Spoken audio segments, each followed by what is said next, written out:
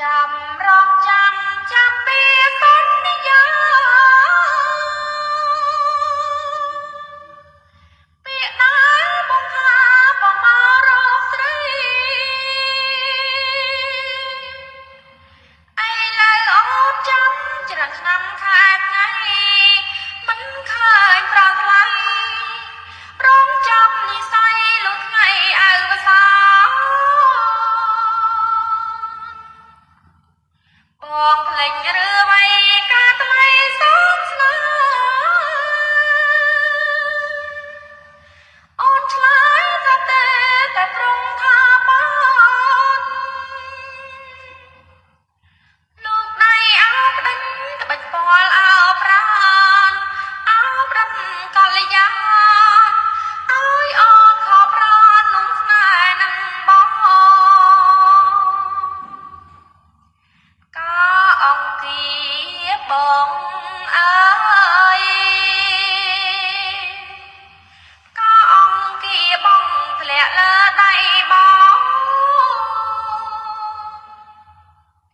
ស្មាយើងទាំងពីរមានសើមក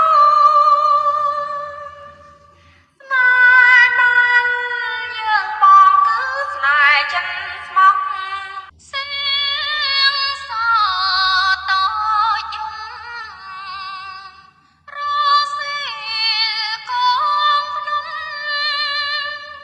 អាចខ្ញុំចានឹងស្រណោយនឹកនោះនឹកមិន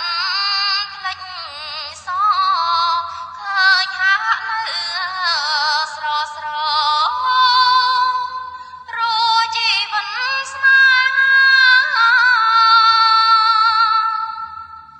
ថ្ងៃអនរៀងបាក់សាសារពីងស្រាវជ្រាវផ្ដាំព្រះសូរិយាថាកុំភ្លេចខ្លួនមកជួបជូននឹងគ្នាគ្រាមុនអស្ដង់កត់អោសារិការត់គូអើយសារិកាសង្ខាបាបសាស្តារលន់ឃើញគូចាំផ្លាំងចិត្ត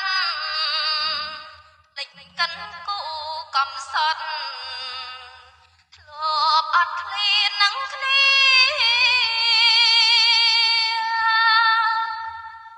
អូសំឡេងរនានហាក់ឆ្លៀនខ្សឹមសៀវអំពីវនាវរកអនិច្ចាយអោព្រះសូរយាងទៅខ្ញុំនៅពឹងអ្នកណាក្នុងលោកាធំធេង យ៉ាងណាដែរប្រិយមិត្តក្រោយពីបានស្ដាប់នៅការបកស្រាយបទចម្រៀងមរតកដើមយ៉ាងពីរោះចំនួន2បទដែលបទទី1គឺជាការបកស្រាយដោយប្អូនស្រីច័ន្ទសូរីតាតាមរយៈបទចម្រៀងមរតកដើមដែលមានចំណងជើងថារងចាំសន្យាខណៈដែលប្អូនស្រីចាំងចន្ទរាវតីក៏បានធ្វើការបកស្រាយនៅបទចម្រៀងមរតកដើមផងដែរដែលមានចំណងជើងថារនាតព្រាត់ស្នេហ៍សូមជម្រាបជូនផងដែរថាប្អូនស្រីទាំងពីរត្រូវបានប្រិយមិត្តទស្សនិកជនដែលស្រឡាញ់និងនិយមស្ដាប់នៅបទចម្រៀងមរតកដើមជាពិសេសគឺបទចម្រៀងរបស់រាជិនីសម្លេងមាសរស់ស្រីសុធាចាត់ទុកថាប្អូនទាំងពីរមានផែនសម្លេងនិងទឹកដមសម្លេងប្រហាក់ប្រហែលទៅនឹងរាជិនីសម្លេងមាសរស់ស្រីសុធាហើយសពថ្ងៃនេះប្អូនស្រីទាំងពីរក៏កំពុងតែទទួលបានការគាំទ្រយ៉ាងច្រើនពីសំណាក់ប្រិយមិត្តទស្សនិកជនផងដែរសូមអរគុណប្រិយមិត្ត